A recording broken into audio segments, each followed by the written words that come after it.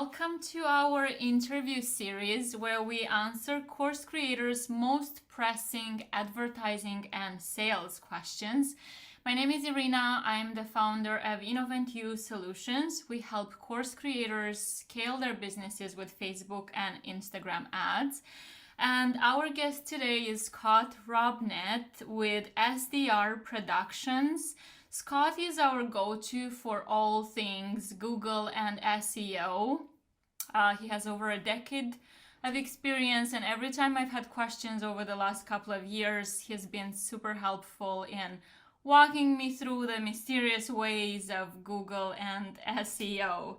And today we're going to talk about all things Google and how Google Ads could help course creators. Scott, first of all, thank you so much for making time on a Saturday to have this interview. Tell us a little bit about you and your business. Sure. Well, thanks for having me. And so my business is SDR Productions, and we do all things digital marketing, but we do primarily focus on SEO and Google Ads.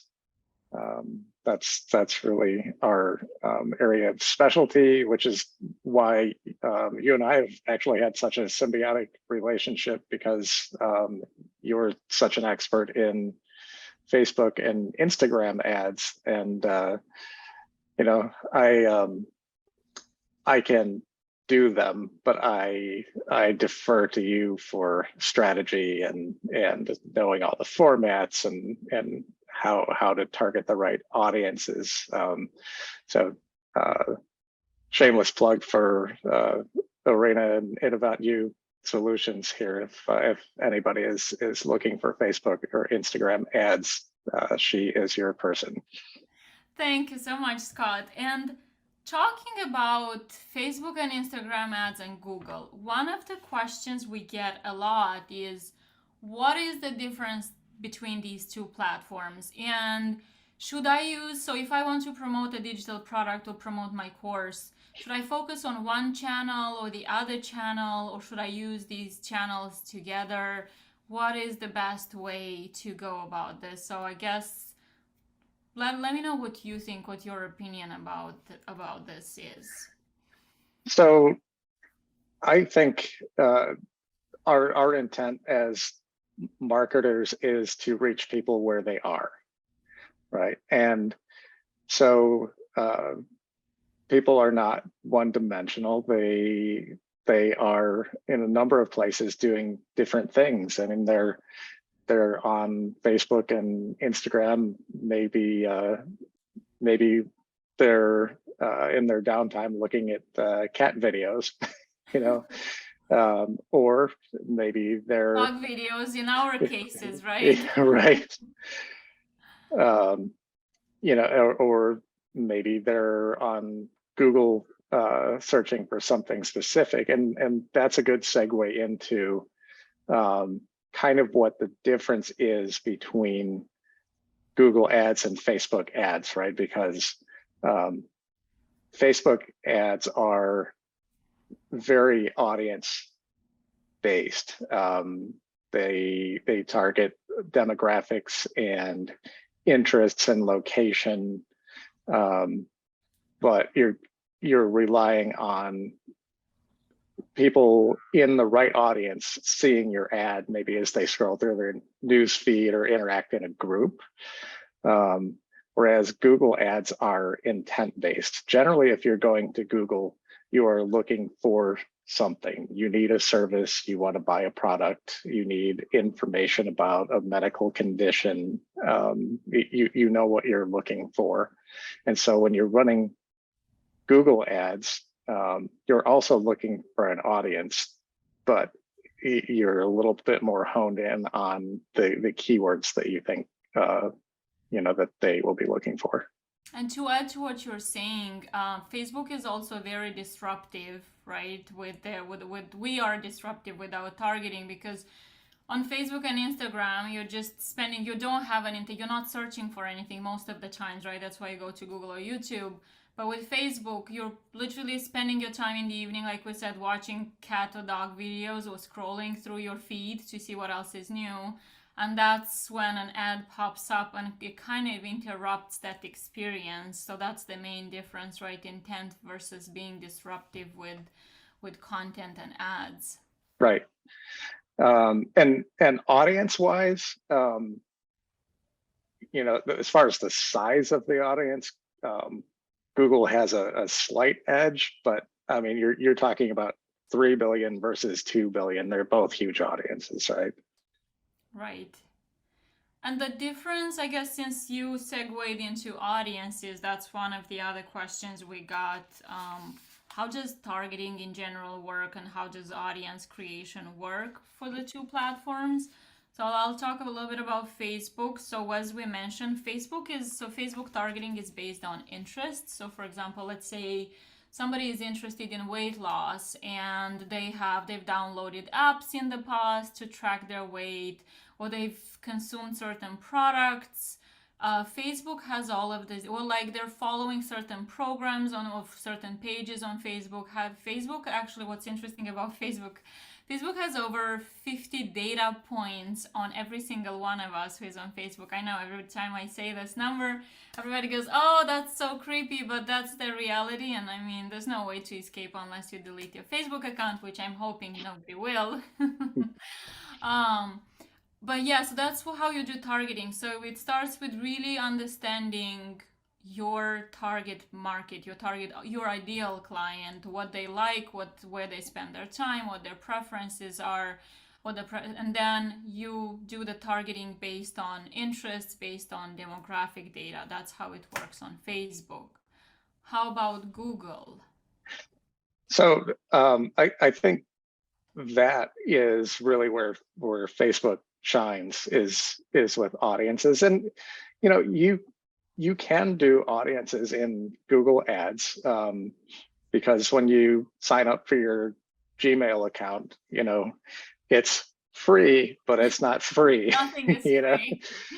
you know, and if you opt in to share you know, any data with them about how you browse and interact with the sites in their network, which just happens to be hundreds of thousands, and you're probably going to them.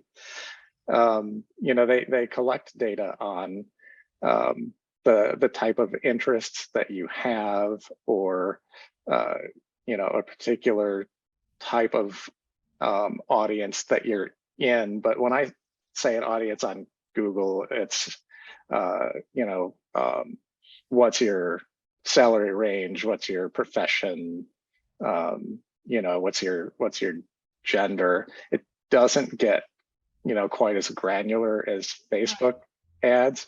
And what I think Facebook does really, really well is segmentation. So you can do something in Facebook ads that you might want to talk a little bit more about, called lookalike audiences. Yes, right? and that's actually one of the audiences. With all the changes that Facebook has been through lately, quite honestly, the lookalike audiences are the ones that perform the best. So what is a lookalike audience? A lookalike audience is based on either certain activity on your website, a certain activity on your page. If you have a Facebook page, so a lookalike is basically you're telling people, Facebook, go find me people who are similar to this segment that I want here. So that segment could be website visitors, like I said, Facebook followers, people who interacted with your Facebook page. A really good one that we use a lot and we like when our customers have it in place is a big email list. And with the email, so if you have an email list, if you have a customer database already, that's huge for Facebook, because then Facebook has data on everybody and it's easy to create an audience that looks very similar. So it works pretty much. Or if you have large website traffic, because again, volume does matter. If you decide, like if you have 100 contacts, it's really not that easy for Facebook to go and match what you're looking for with only 100 contacts. So we usually recommend at least 1,000 people, but obviously the more the better. Yeah, and you can actually do that with Google too, and the volume also matters there. Like you can create a customer audience in Google by importing an opt-in email list that you have, but it should have 5 or 10,000 people in it, or else same, the data is not going to be as effective. Google will separate it out by interests and audience to some extent, but it's more what are they searching for. So it'll be broken down to maybe middle income females who are searching for a particular product or service, based on the keywords that you're running in your ad groups. Another interesting question we got, of course, it's which one is more effective? Is it Facebook or is it Google Ads? Because obviously everyone is looking to save money when they invest in advertising or get the best bang for their buck. So they're interested to know if one platform is more effective than the other. So my answer would be it depends, right? But I'm interested to know what you think from a Google perspective. If you think, I don't think one is more effective. It depends on the customer journey, but I'm interested to see what you think about this. I think it's a loaded question, but 100% I agree. It's based on the customer journey.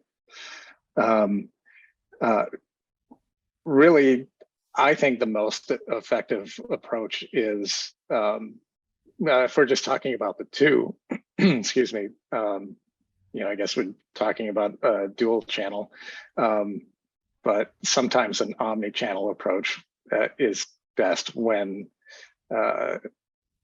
you can decide on a particular goal or call to action that is going to help you hit a revenue target, a subscriber target, brand awareness. What is it that you're trying to do, right? But if you have a common goal and call to action, you can use the different platforms to drive people to it in different ways. Would you say that, let's say somebody is trying to decide, because that's also a matter of the starting point. Do I start with Facebook ads? What if I don't have money to invest in both?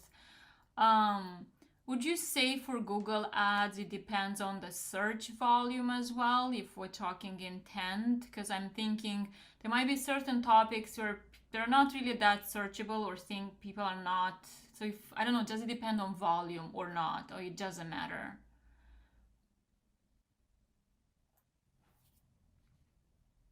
Sorry, I think I had my mute on there. Yeah, It's kind of deceptive, right? Because we do have, as advertisers, we have a research tool available to us for Google Ads called Google Keyword Planner. And that's a good way not only to see what the search volume is for a particular term, but also to see kind of what the historical trajectory is. For example, I have a client that's a COVID testing center in Pennsylvania. And you can see that their most commonly searched terms are rapid test and PCR test for travel. And those definitely have the highest volume, but if you look at the trajectory of the searches, you kind of have, a spike at the end of 2021, and then you get to January 2020 and it falls off, right? So in that case, is it an important enough keyword that you want to keep bidding on it, or do you want to look for alternatives that perhaps are rising right now and maybe have a little bit lower cost per click? So that's kind of the thing that you're looking for there. Yeah. I guess I have a specific example. So let's say that One of our clients works with people who are burnt out, which is burnt out from work, right? Which is a very hot topic these days. Mhm. So what would be, let's say if she wants to look into Google Ads, what would be the first step you would do to whether you're going to recommend her Google Ads or not? What would be the entry point? So, um, well, I guess I need to answer your question with a question. You're person who's experiencing burnout. What what is it that you said it's a female? What is it she's trying to find or to do? It's a very good question. So I guess we're coming back to the customer journey, right? Where are they Mhm. in the customer journey? Because depending on whether they are, depending on where they are, whether they're completely burned out or they are only starting to experience burnout, they might or might not search on Google, right? They might or might not go to Google for answers, They might go to a Facebook group, right? you know.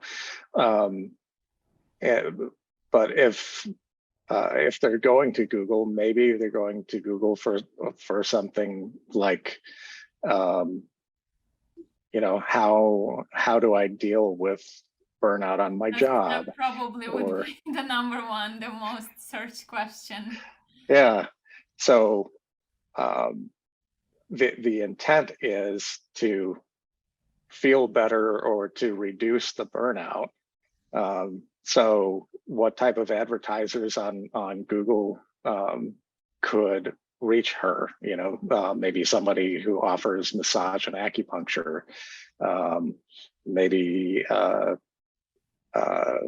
maybe somebody who offers a nice travel location for a relaxing retreat. Or coaching in our case, coaching on how to go through this phase and how to, also how to prevent burnout in the future, how not to make the same mistakes again.